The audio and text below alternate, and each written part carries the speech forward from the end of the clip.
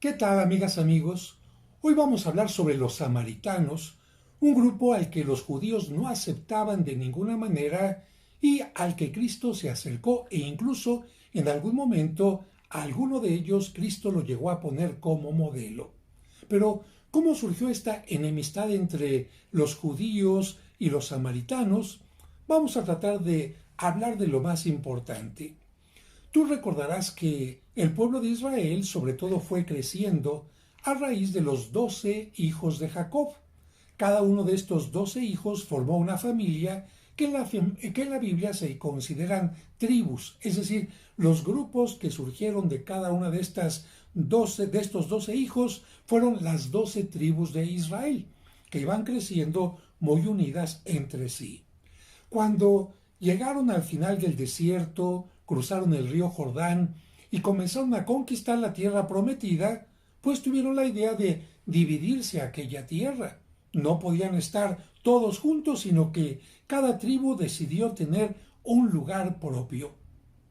De esta manera, las 12 tribus de Israel fueron adueñándose de distintos territorios y llegó un momento en que más o menos estaban unidas, gracias especialmente al liderazgo de David. Sin embargo, las cosas cambiaron a partir del año 928 a.C. aproximadamente. ¿Por qué? Porque Salomón, el famoso rey, para hacer todo lo que él realizó, el gran templo y muchas otras cosas más, aumentó mucho los impuestos.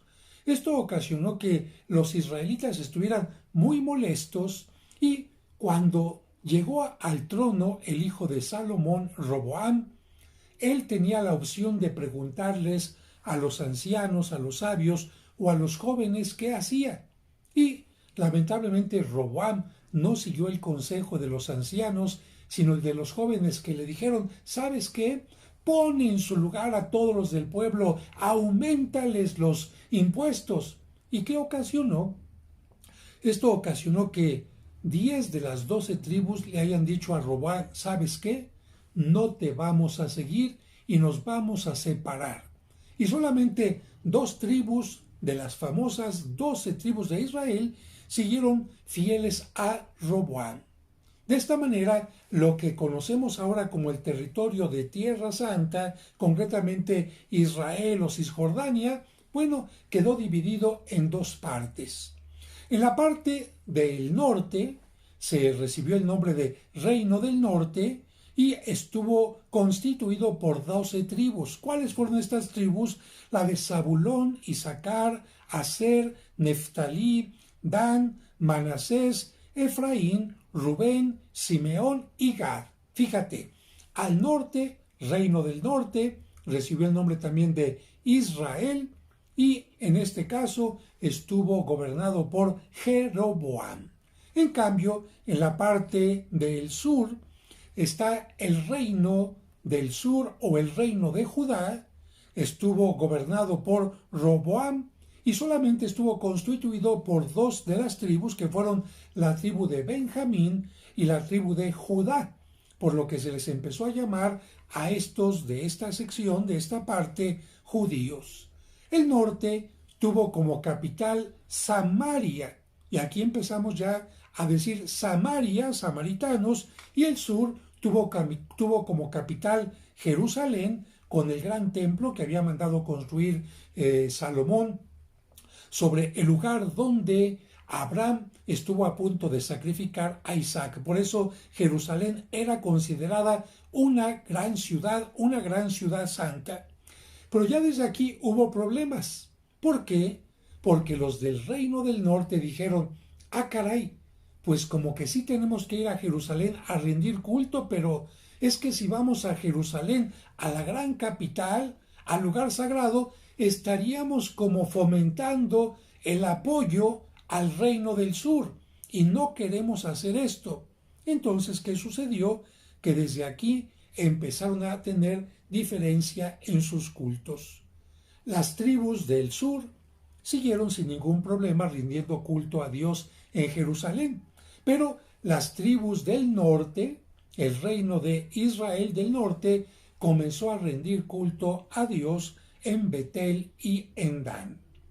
Especialmente en la parte del norte hubo problemas importantes porque como que la gente se empezó a alejar de Dios poco a poquito y empezaron a tener culto a los ídolos.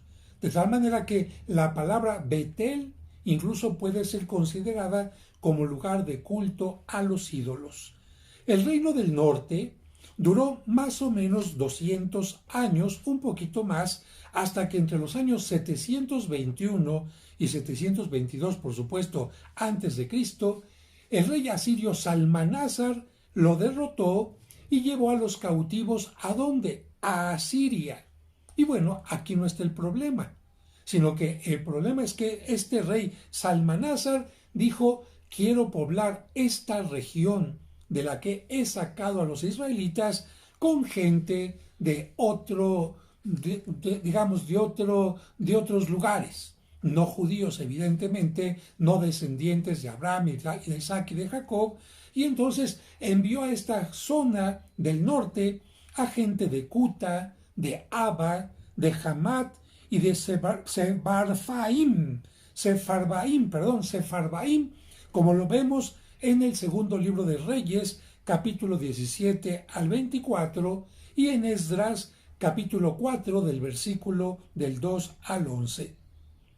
Estos extranjeros, ya no son judíos, se empezaron a mezclar con la poca gente israelita que estaba en este lugar, con la gente del norte, por lo que ya desde aquí empezamos a decir que la gente empezó a hacer una mezcla, ya no hubo una pureza del pueblo fundado por Abraham, y los samaritanos adoptaron una religión que empezó a tener una mezcla cada vez más grande de algo del original israelita, pero sobre todo con muchas religiones que habían llegado por la gente de Cuta, Aba, Hamat y de Sefarbaim. Y esto, por supuesto, hizo que se consideraran ya idólatras. Esto lo podemos encontrar en el segundo libro de los Reyes, capítulo 17, del 26 al 28. Así, podemos decir que a Samaria se le consideraba la tierra en donde había muchos ídolos. Por su parte, el reino del sur se mantuvo un poco más fiel a Dios, pero también empezó a dejarse llevar por la idolatría, y esto hizo que, aunque duró unos 200 años más que el reino del norte, también haya comenzado a ser subyugado, dominado primero por los egipcios que llegaron del sur, y finalmente cuando Nabucodonosor, un gran rey, venció a los asirios hacia el año 587 a.C., por supuesto, Nabucodonosor II llegó a Jerusalén, la capital del reino del sur, destruyó su templo, destruyó la ciudad y se llevó al exilio a Babilonia a todos los judíos. De tal manera que, de esta manera, está terminado el reino del norte y el reino del sur, y cada uno ha sido exiliado. ¿Qué es lo que pasa más adelante?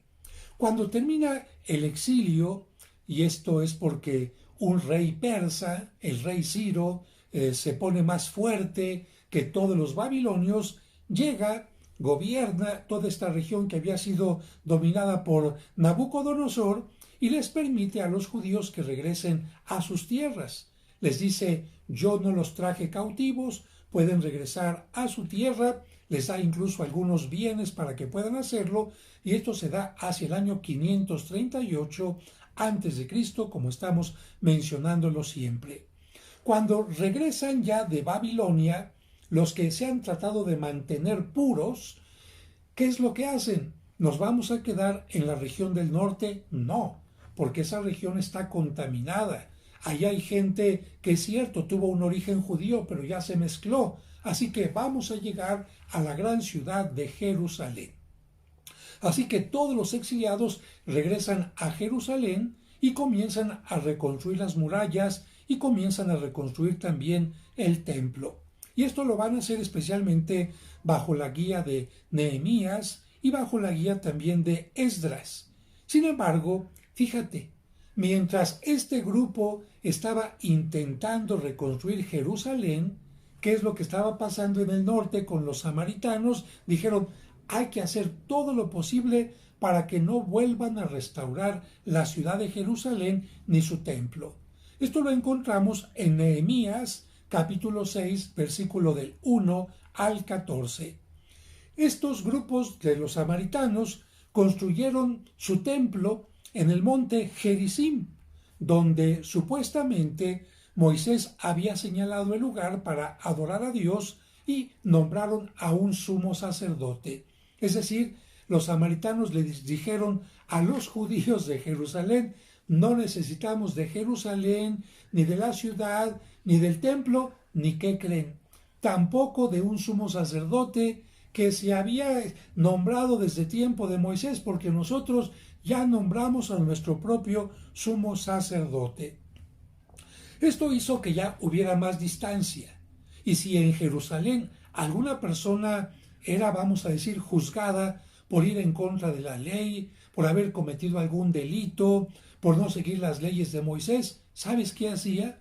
Se iba a Samaria y en Samaria lo recibían los samaritanos sin ningún problema, por lo que Samaria empezó a ser considerada la tierra de refugio para malhechores.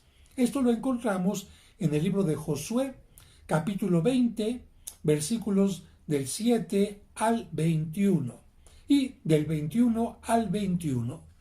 Los samaritanos, por otra parte, tuvieron una gran diferencia en contra de todo el bagaje religioso que tuvieron los judíos, porque los judíos no solamente recibieron lo que Moisés les comunicó, sino también aquellos libros que se derivaron de las leyes de Moisés, como por ejemplo todas las cuestiones de costumbres en ritos, etcétera, todos los escritos de los profetas y muchas cosas más.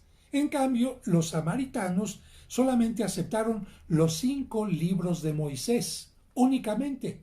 A ver, para que me entiendas mejor, imagínate que tú tienes la Biblia judía, que está compuesta por el Génesis, el Éxodo, el Levítico, el Deuteronomio, etc.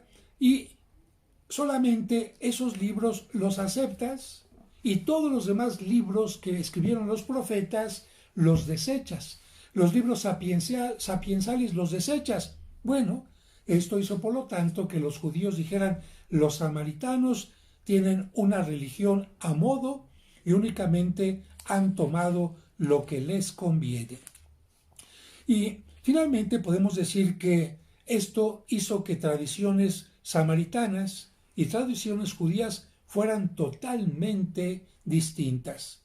Por todas estas cosas, los judíos consideraron a los samaritanos como la peor de la raza humana, como lo encontramos en San Juan, capítulo 8, versículo 48, y no se trataban con ellos. Juan, capítulo 4, versículo 9. A pesar del odio entre los judíos y los samaritanos, tenemos que decir que Jesús rompió las barreras entre ellos, predicando el evangelio de paz a los samaritanos, como lo encontramos en Juan, capítulo 4, versículos del 6 al 26, y los apóstoles, por supuesto, siguieron también su ejemplo, como lo encontramos en capítulo 8 de Hechos de los Apóstoles, versículo 25, porque los apóstoles fueron también a predicar a la zona de los samaritanos. Y para concluir este video que nos ayuda a entender el odio entre los judíos y samaritanos, quisiera recordar que Cristo utilizó una parábola en donde habló de un buen samaritano. Esto fue demasiado fuerte para los judíos porque lo que les dijo Cristo es, miren, ustedes tienen todo lo que Moisés les dejó como escrito, tienen todo lo que los profetas escribieron, tienen los libros sapienciales, tienen los salmos, tienen una gran cantidad de cosas en sus sagradas escrituras, tienen la ciudad santa de Jerusalén, tienen el templo y no por ello han permitido que el corazón se llene de amor, que es lo más importante que Dios pide de ustedes.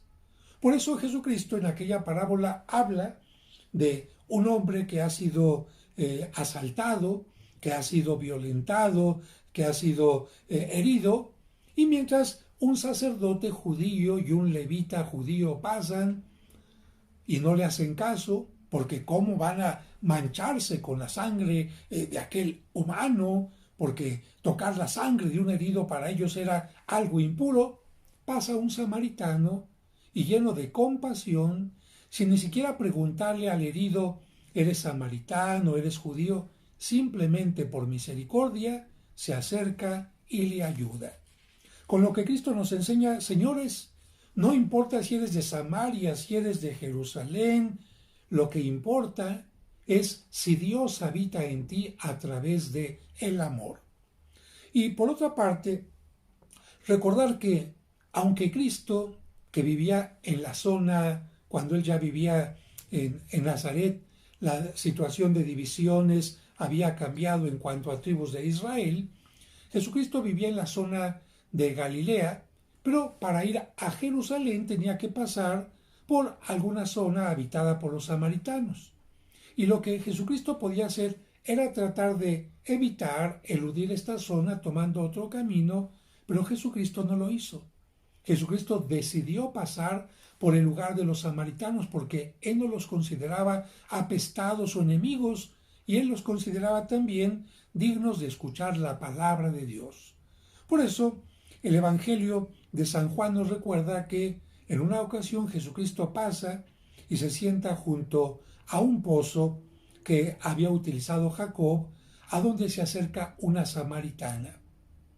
Y no obstante ser samaritana y ser mujer y ser una gran pecadora porque ya llevaba 7 maridos, Jesucristo se acerca a ella para ofrecerle el agua de la vida, para ofrecerle su predicación, para ofrecerle la salvación, indicando que los samaritanos y cualquier gente del mundo tiene derecho a esto. Y lo más maravilloso es que esta mujer se convierte en una predicadora maravillosa, porque va y les cuenta a todos sus amigos, sus compañeros, quién es este Jesús, y todos llegan y creen en él por la palabra de la samaritana y después porque lo escuchan a él.